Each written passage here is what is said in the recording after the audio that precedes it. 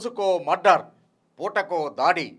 ఆంధ్రప్రదేశ్ కాస్త నేరాంధ్రప్రదేశ్గా మారిపోతోంది. అక్కడ ఇక్కడ ఎక్కడికక్కడ ఎత్తిన తలకి రాత పెడతా.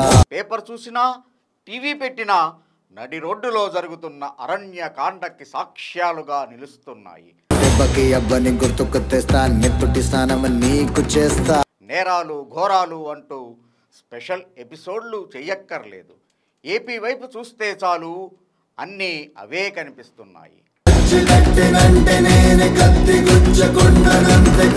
రెచ్చిపోతున్న కార్యకర్తలది తప్ప, రెచ్చగొడుతున్న నేతలది తప్ప అన్నట్టు గడిచిన 5 ఏళ్లలో హింసపై స్పందిస్తూ రాష్ట్రంలో రాజారెడ్డి రాజ్యాంగం నడుస్తోందని అప్పటి ప్రతిపక్షం టీడీపీ పదే పదే విమర్శించింది.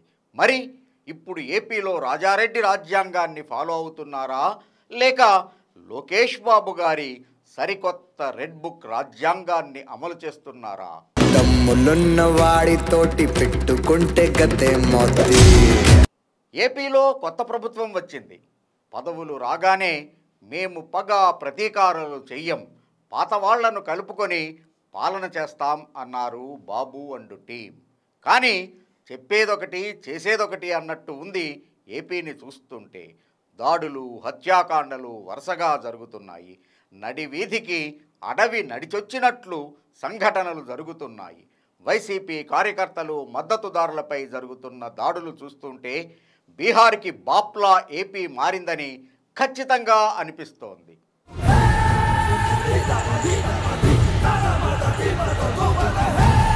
గాయన్ సినిమాలో సిరివెన్నెల రాసిన నిగ్గదీసి అడుగు ఈ సిగ్గులేని జనాన్ని పాటలో కొన్ని పదాలు ఇప్పటి ఏపీకి పర్ఫెక్ట్గా సింక్ అవుతాయి. పాతరాతి గుహలు పాలరాతి గుహలైనా, అడవి నీతి మారిందా ఎన్ని యుగాలైనా, వేటు అదే వేట అదే నాటి కథే అంత, నట్టడవులు నడివీధికి నడిచొస్తే వింత, ఏ చరిత్ర నేర్చుకుంది పచ్చని పాఠం, ఏ క్షణాన మార్చుకుంది చిచ్చుల మార్గం.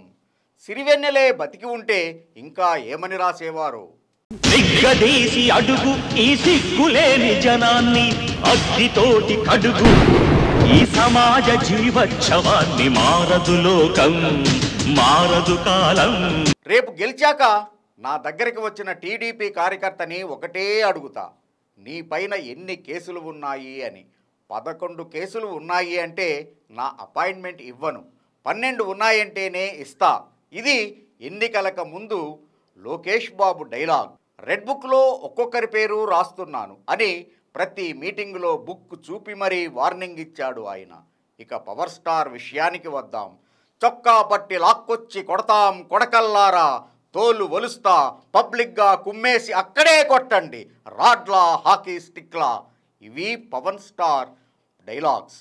ఇంకా బాబుగారి డైలాగులు కూడా బోలెడున్నాయి.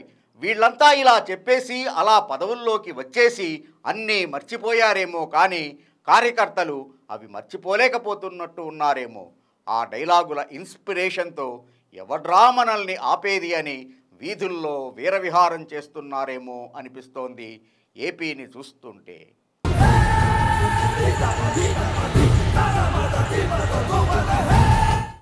వైసీపీ పాలనలో టీడీపీ కార్యకర్తల మీద హత్యాకాండ, దాడులు జరుగుతూ ఉంటే టీడీపీ నాయకులంతా ఇది రాజారెడ్డి రాజ్యాంగమా అని ప్రశ్నిస్తూ నిరసనలు వ్యక్తం చేశారు.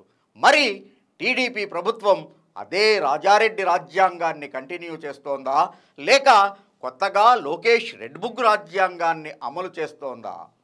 వీడుపోతే వాడు, వాడుపోతే ఇంకొకడు అన్నట్టు వైసీపీ అరాచక పాలన పోయి టీడీపీ అరాచక పాలన మొదలైంది. ప్రజల సంక్షేమం గురించి కాకుండా కక్ష సాధింపు రాజకీయాలే జోరుగా సాగుతున్నాయి.